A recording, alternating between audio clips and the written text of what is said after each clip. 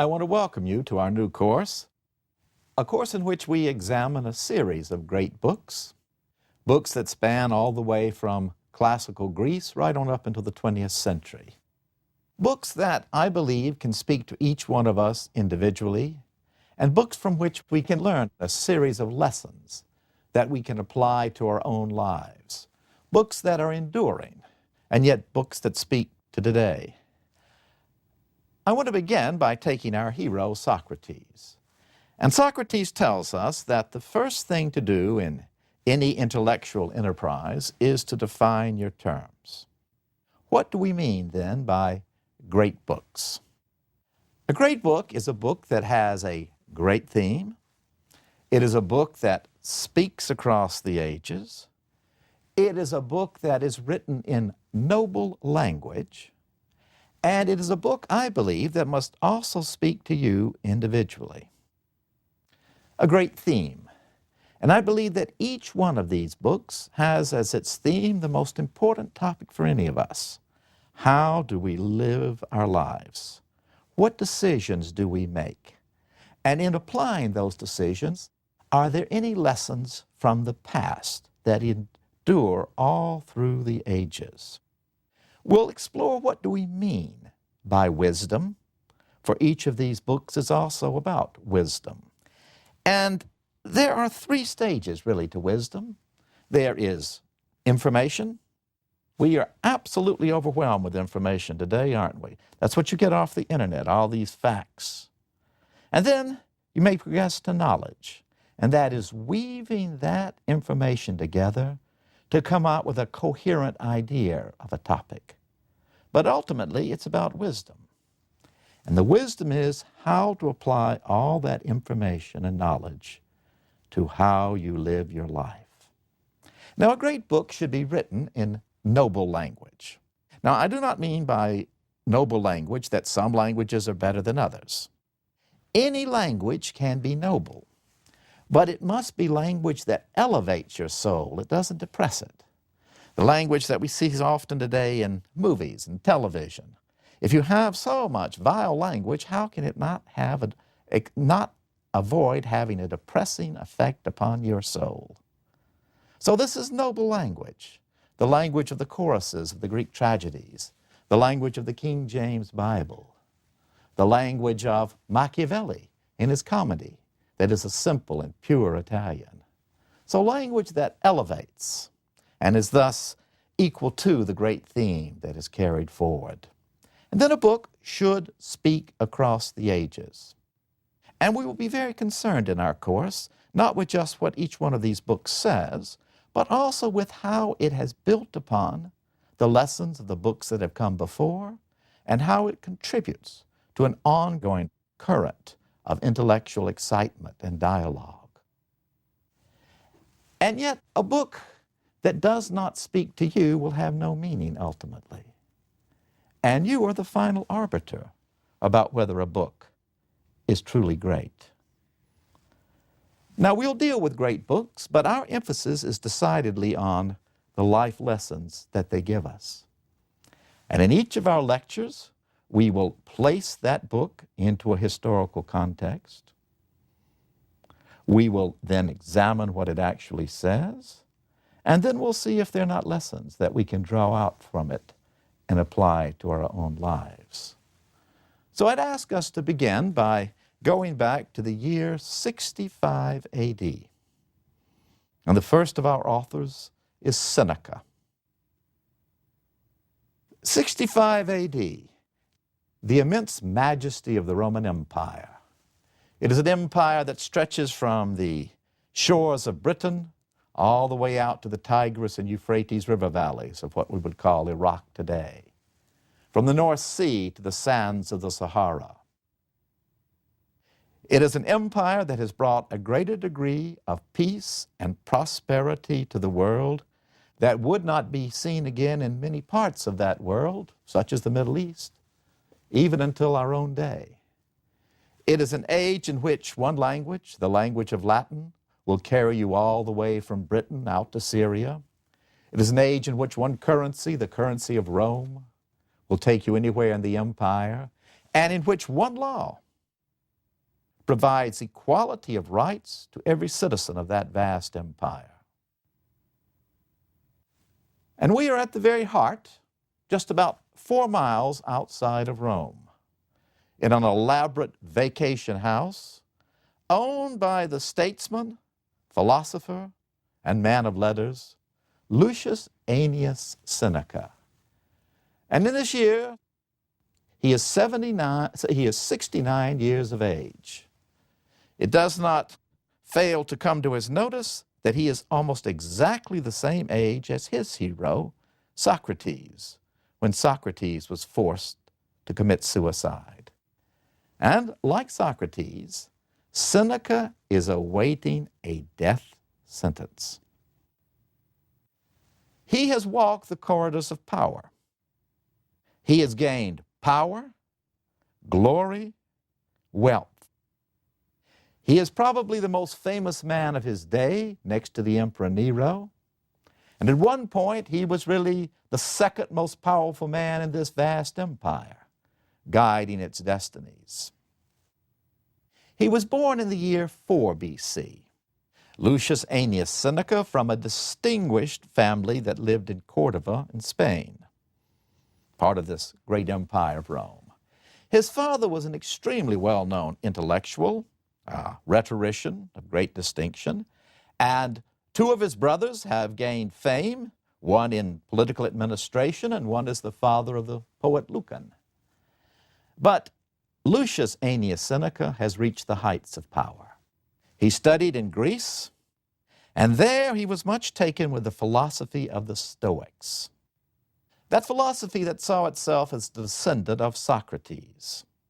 The very name Stoa came from the simple way in which the teachers, like Zeno, the founder of the Stoics, in the 4th century BC, how they taught their classes. And they didn't have an elaborate classroom, they didn't even have an office. I always wonder when professors are so concerned about what kind of office they're going to have. These Stoics just stood there in a porch in the central marketplace of Athens and taught to anyone that would listen.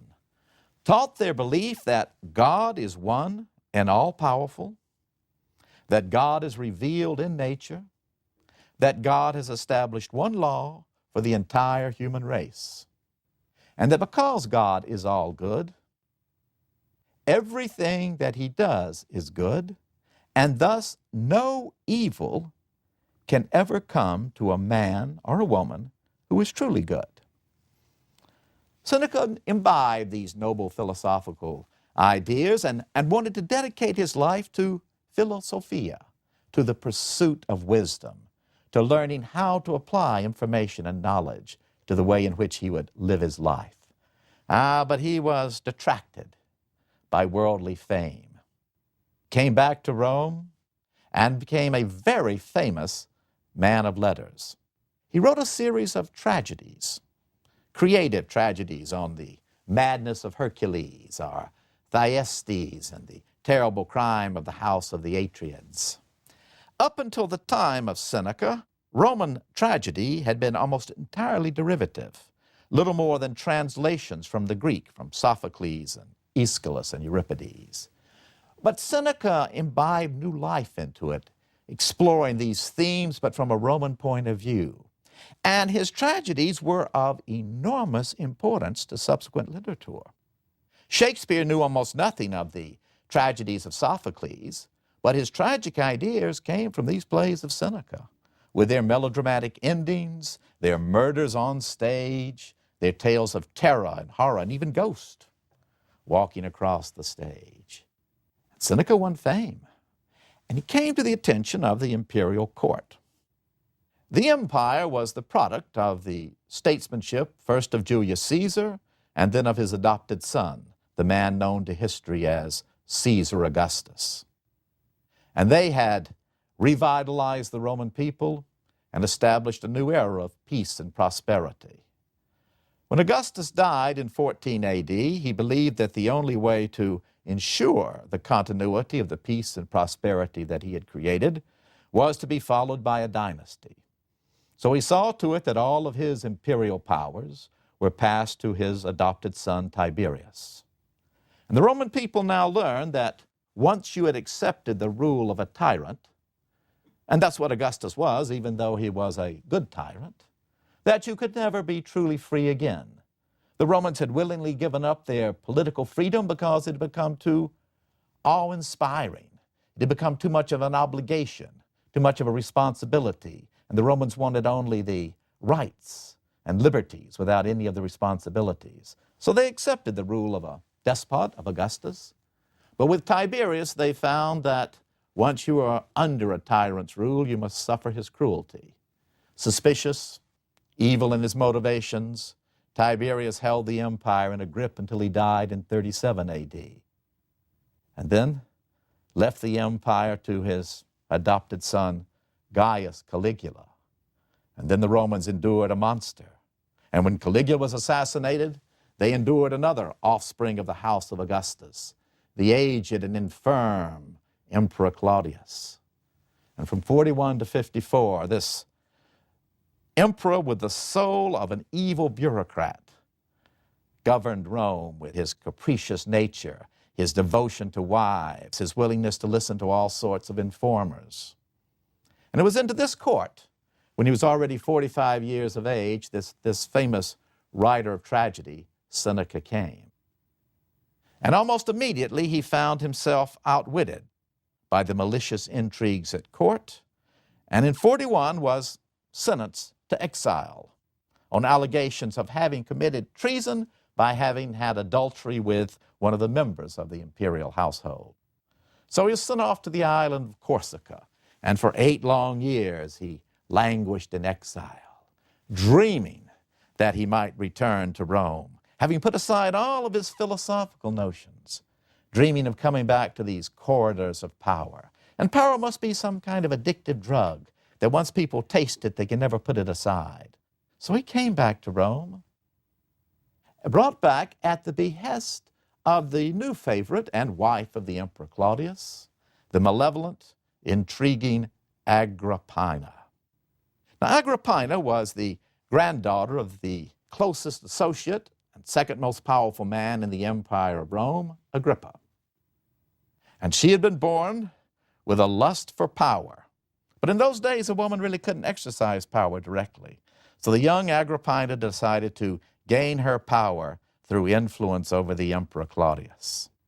And she carefully took this man, who was much addicted to amour anyway, the Emperor Claudius, and won his heart, and then had him divorce his wife and marry her. And she brought into this marriage her young son, the young Nero, her child by an earlier marriage. And immediately, Agrippina began to scheme to have the young Nero replace, as the new emperor, once Claudius was out of the way, to replace the actual son of Claudius, Britannicus. And Seneca became her tool. Now, he justified this to himself because he believed that, yes, you had a bad government filled with evil intrigue, but the only way to make it good was for good men to go into its service. And yes, from time to time, you'd have to do some things that might be a blot upon your conscience, but the end result would be good. And he could serve the empire of Rome and serve the greater good by doing a few minor deeds of iniquity. Well, the first step was to get rid of the young Britannicus, the threat to the absolute power of Agrippina through her son Nero. And this was done simply by poisoning him. Seneca knew all about it. A poison was prepared, but you just couldn't walk up and give him poison. And he'd gotten suspicious anyway, this young fellow had. So he wanted everything that he ate tested. So they cut an apple in half for him. Agrippina, taking one piece of the apple, gave the other to him. But the knife they had cut the apple with had the poison smeared on one side, and young Britannicus died. They said it was a stomach indigestion that carried him away, but now the way was open to the young Nero. Well, of course, Claudius was still alive, but he too was gotten rid of by poison. He was a particularly greedy eater, this old emperor was, and Agrippina fixed for him his favorite dish, which was mushrooms. And he fell upon them voraciously, gobbled them down, only too late to realize that they were poison mushrooms. And as he lay there gasping, he wasn't going out quickly enough for Agrippina. So she dipped a feather in poison and stuck it down his throat, claiming she was trying to make him vomit up these mushrooms. Well, Seneca had been a part of this too. And when Nero, now the emperor, came before the Roman Senate, it was Seneca who wrote his speech for him, explaining how it was that first Britannicus and then the Emperor Claudius had died in these unexpected and unexplained ways. But Seneca had his power now. And along with Agrippina, he was really the ruler of the empire. And the first 5 years of Nero's reign were good years. A new golden age came. The informers who had led a series of anonymous accusations against innocent people were dispensed with. All trials were now held in public.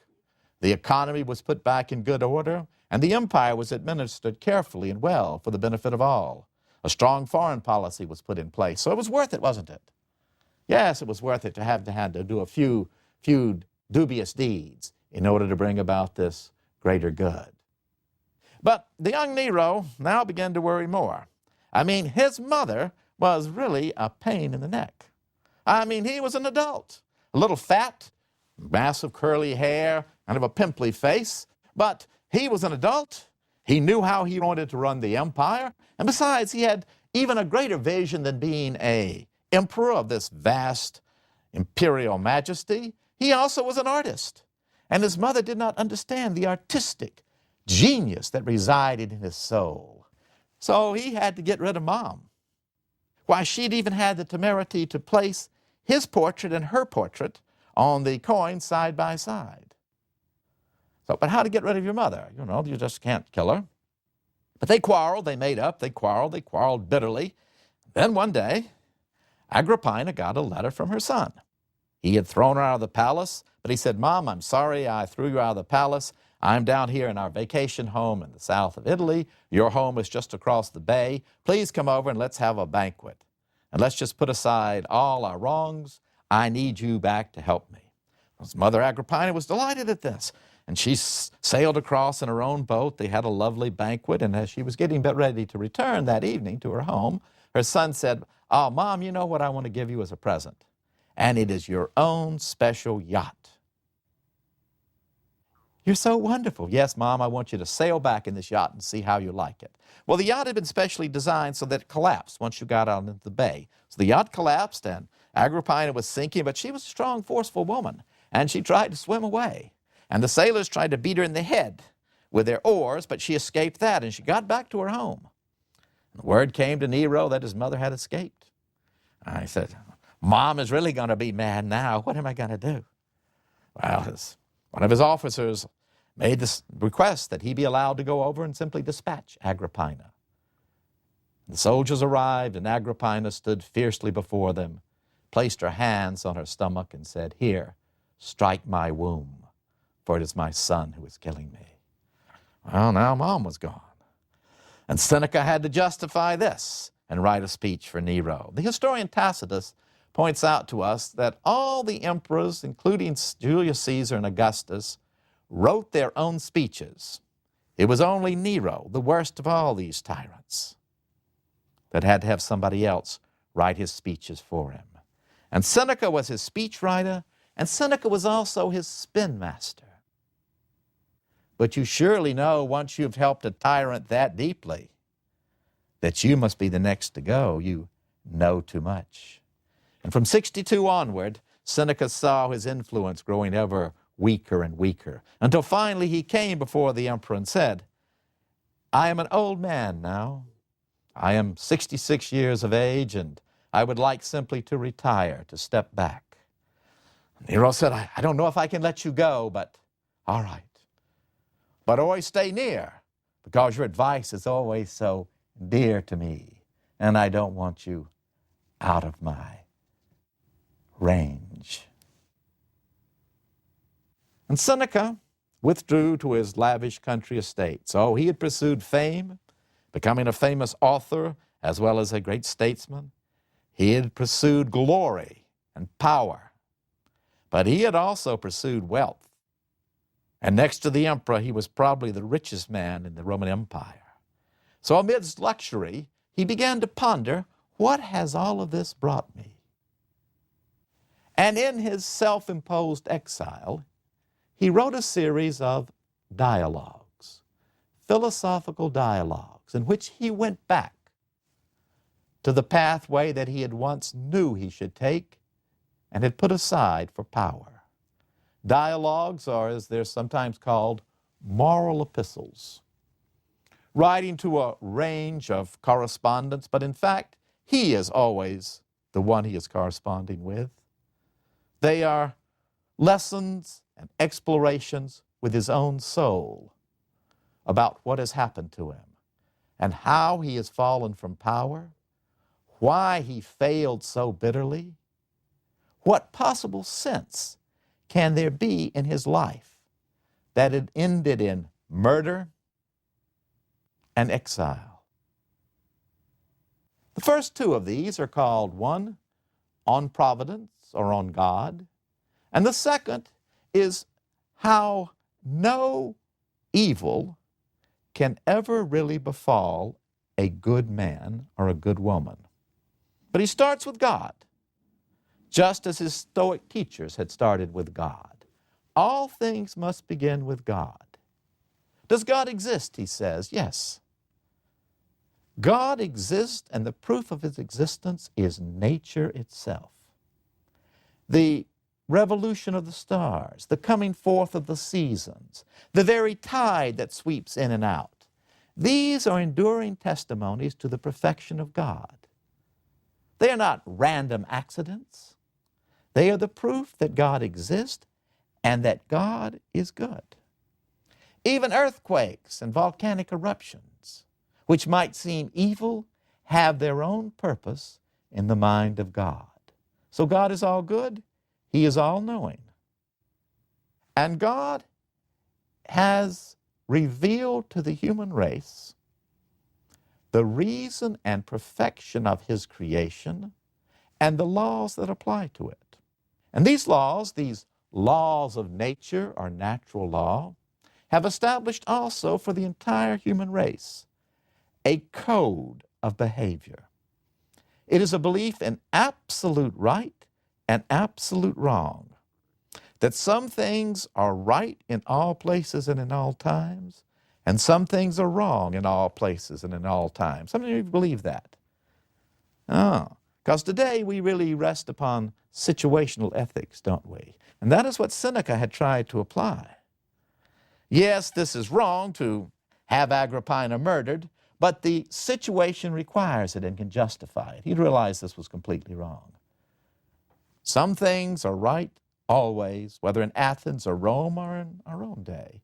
And some things are always wrong.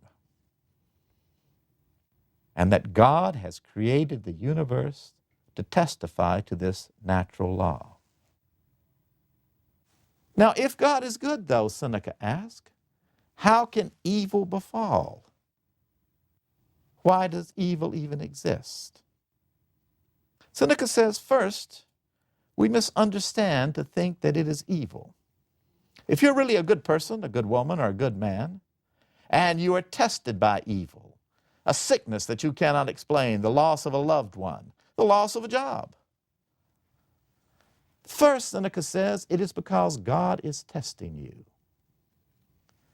A good father, Seneca believes, would never be lenient with his children.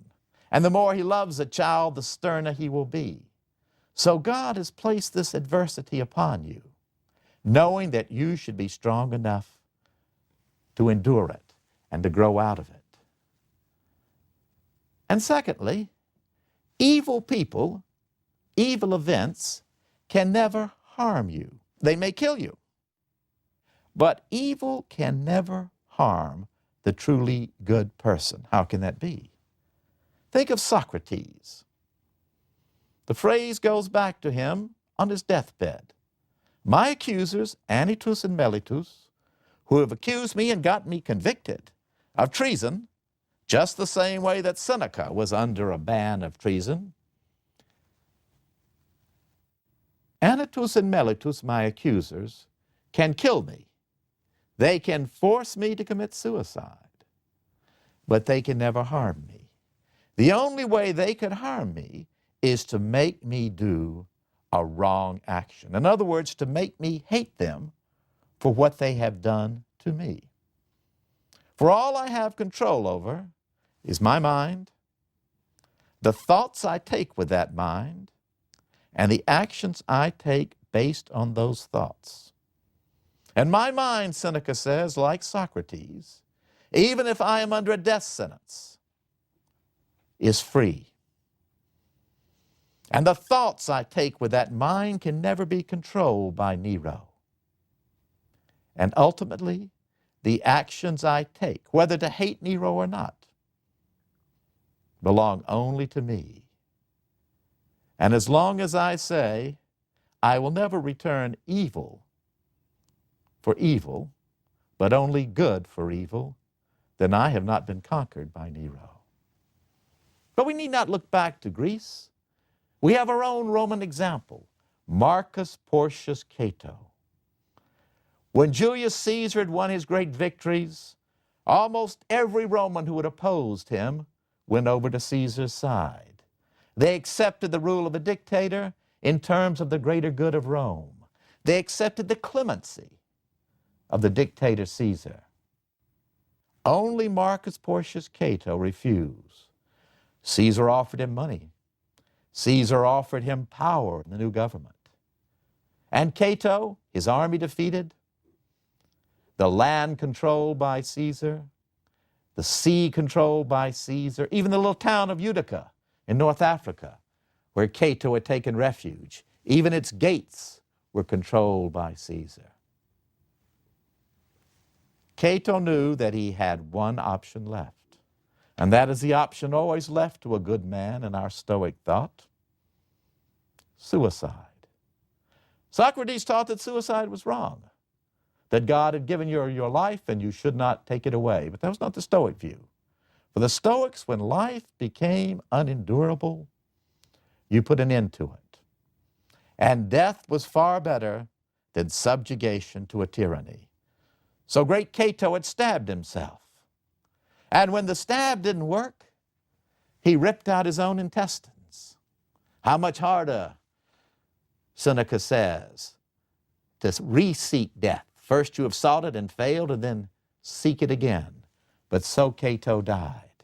And while the world belonged to Caesar, Cato belonged to God, which is more noble.